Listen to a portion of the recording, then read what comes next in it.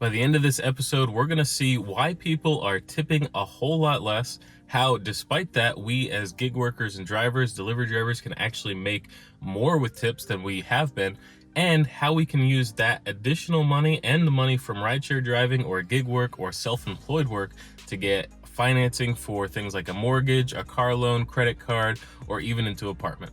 Let's jump in.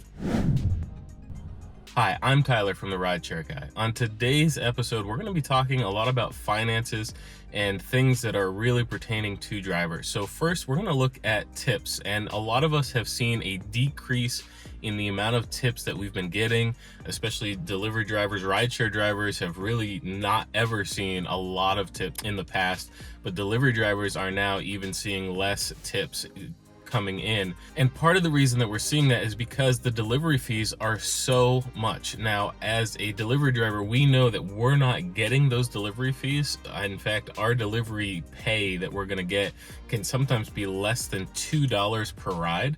I've seen some that are as little as an extra $1.80 to deliver something. So you're not making that much off that delivery fee.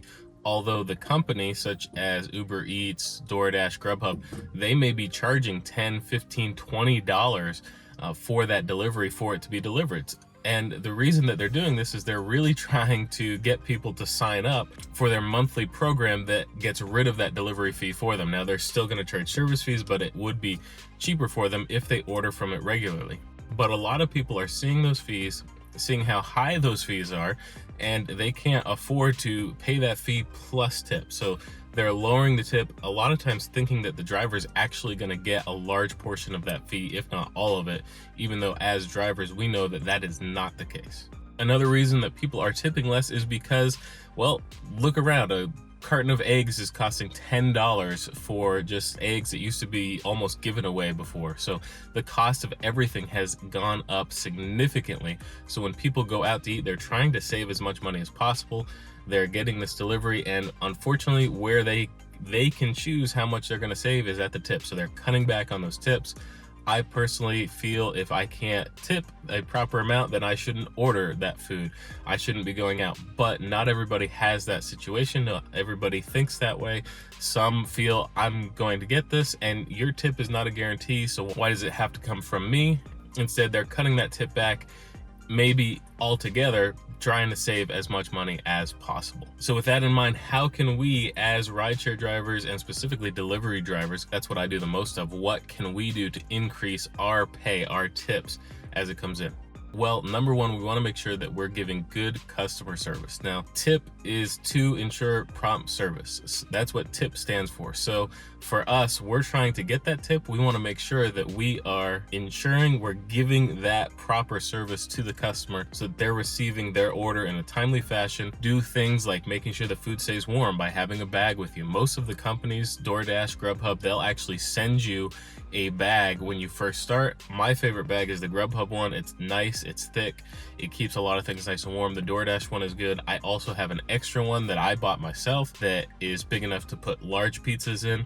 But having that bag so that you're able to keep food warm can actually go a long way when it comes to making sure that you get a tip. Because when people get cold food, they don't like the tip. They won't increase their tip or anything like that. Another thing is to communicate well with the customer. So sending a message, I'm at the restaurant, sending the message, I'm leaving the restaurant, sending the message that the food is there, or if there's any questions or concerns, making sure they're aware of it as you find out. So just that regular communication, because people love when they're being communicated with, because it makes them feel valued, and they're going to, at a minimum, not decrease the tip that comes in, but also they're going to possibly increase the tip. Same with passengers, going the extra mile, making sure it's music that they like, making sure you have chargers for them, some basic things, maybe even a bottle of water. You can charge for that for a tip, or you can give it to them for free and they can just decide to tip later, whatever's your choice.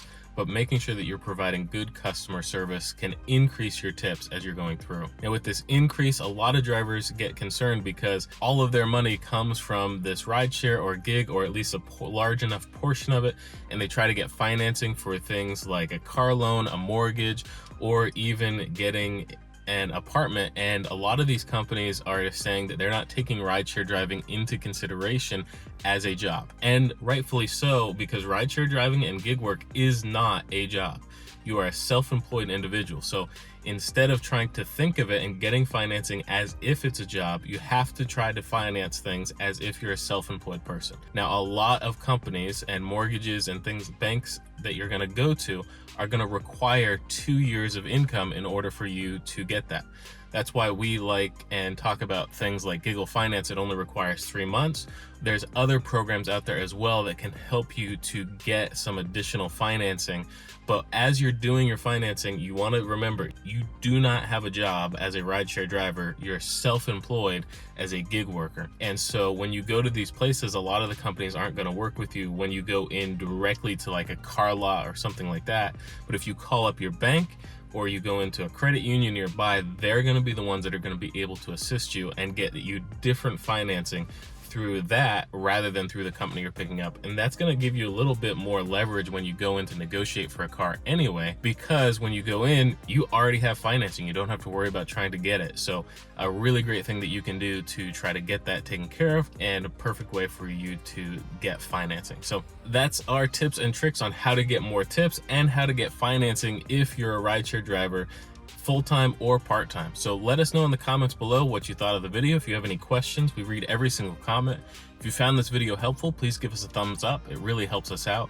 And subscribe to the channel because there's new episodes that come out every single week that help you make as much money as possible.